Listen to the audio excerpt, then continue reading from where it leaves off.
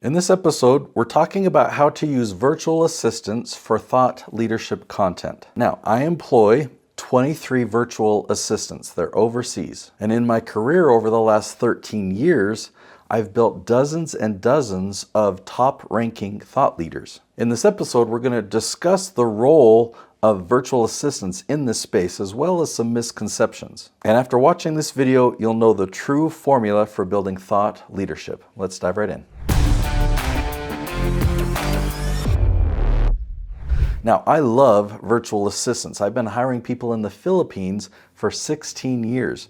In fact, one of the first people I hired is still with me today, and I've got many people that have been with me over a decade. I love these long-term relationships, and I love hiring people overseas. And another thing that I want to give you details on is I build thought leaders. That's what I do. That's what I'm all about. That's what my company is built for. I would say the first 3 years of my business, I was really figuring things out, but for the last 13 years, I've been building very, very successful thought leaders. Now, these thought leaders rank on YouTube, Google, ChatGPT, Perplexity. YouTube's the easiest to show you, so let me show you a couple examples. In the real estate space, check out Chris Crone, and you can also check out Noel Randall. They are dominant thought leaders in that space. Another category, let's look at insurance. We've got Doug Andrew, and we've got Stan the Annuity Man. What about in the space of health and wellness? I'll show you two examples. There's Reagan Archibald, and there's Dr. Carrie Ann Perkins. In a complete different industry, the parenting space, we've got Dr. Paul Jenkins, and we've got Nicolene Peck. Okay, now let's have a candid conversation for just a moment, okay? You can't outsource thought leadership. Now, there's plenty of tasks that you can. I do it, and I do it with all these clients, including the examples I showed you. But just understand that you can't outsource thought leadership. You can't have somebody do everything and just build you as a thought leader. If you hire a company and they say, yes, we build thought leaders, we're going to do it all for you, just pay us money, you don't have to do anything, it's just impossible. Now, this might seem obvious, but in order to be a thought leader, you have to share your thoughts. Your thoughts have to be out there in front of people. You have to write books, or you have to create videos with you being the one on camera. So hopefully that was obvious, that you just can't hire somebody to create thought leadership content, because it's got to be your content. It has to be in your voice. It has to have your biases, your opinions. Now, biases and opinions are very important for thought leadership, because if you just go to ChatGPT and say, hey, can you help me write an article on such and such a topic, that article is going to turn out great. It's going to look well written, it's going to be polished and refined, but the biggest thing that's going to be missing is your experience, your opinions, your biases. We need it to be real, we need it to be true, and we need it to have you in it. The content has to have you in it. Now, I'm not saying that you can't find ways to efficiently create that. Feel free to use whatever tools and virtual assistants you need, but if it's missing that essence, that you, then you're never going to become that thought leader, no matter how good the other parts are. Now, I'm also going to talk about two different paths that you might have in front of you and talk about the difference. There's one that's the viral path. You think, if I just create this thought leadership content and I have it go viral, that's what I want, and that will help me achieve the goal of thought leadership. I want to emphasize how rare that is. Okay, we see those rare examples. That's what's put in front of us. That's what YouTube will display in the menu in front of us. Like, here are the dozen viral pieces that went live today. But what we don't see are the millions of failed viral pieces, the pieces that did not go viral, the millions of them, in contrast to the very few that were successful. So it's so rare, it's so unpredictable to go viral. So we can take the viral gamble, or we can take a predictable path. The predictable path will help you become a thought leader, and yet it's tactical, it's systematic, it's guaranteed, it's not risky. So to explain what that predictable path is, you probably know a little about SEO, search engine optimization from the past. That died back in 2015. People still talk about it today. They'll still talk about buzzwords from it like metadata or keywords or link authority. None of those things actually matter anymore. You don't have to do anything with keywords.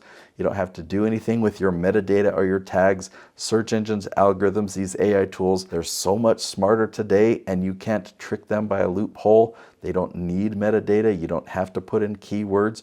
You certainly don't need to do link building to create false authority. So with those concepts in your mind, let me ask you a question.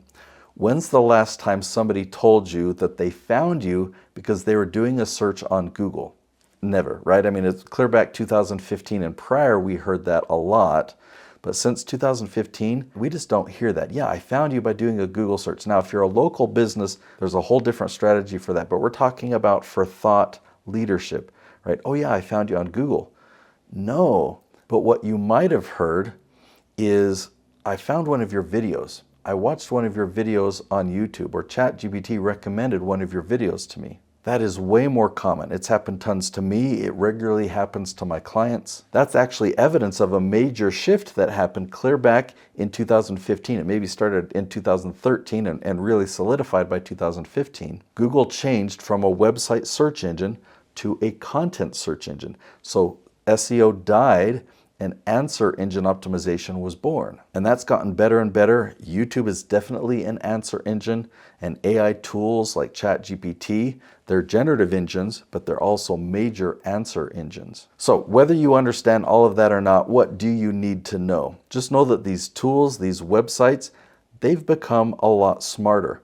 And we're used to them being smarter. And so instead of just typing in a 2 or 3 or 4 word search, we're typing in 10-word questions, or we're typing in multiple paragraphs to give ChatGPT an idea of what we want. All of our searches online are way more specific. And that makes the job of becoming a thought leader much easier, because we can search and find the exact questions that our dream clients are asking, the people that we want to be seen and known as the thought leader. So to create thought leadership content, once we find those questions, we just make content that answers those questions and it pulls them into us, so we rank at the top everywhere that they should be seeing us as that thought leader. So this new path to thought leadership should seem simple. And let me give you one piece of advice. Instead of thinking, all right, I just need to post thought leadership content anywhere that I can think of. So I'm posting it to Facebook, to Instagram, to LinkedIn, to Twitter or X. I'm posting it to YouTube, putting it on my blog. Not all of those are equal. Okay, you need to post your content anywhere that it's indexed, anywhere that it's searchable. Okay, so that actually eliminates Facebook, that eliminates LinkedIn or Twitter or X, that eliminates Instagram, but that leaves YouTube. YouTube is actually an amazing place to post content that is indexed, every single word. The video itself is actually analyzed visually, and it's searchable by topic. And if you take your YouTube video and put it on your website on a blog page, so you embed that video there, and you take your transcript and turn that into an article or a blog post, that can actually really help as well. That's indexed. And so just doing those two things, a YouTube video and then turning your YouTube video into a blog, that's the best way to have your content found on Google and on ChatGPT.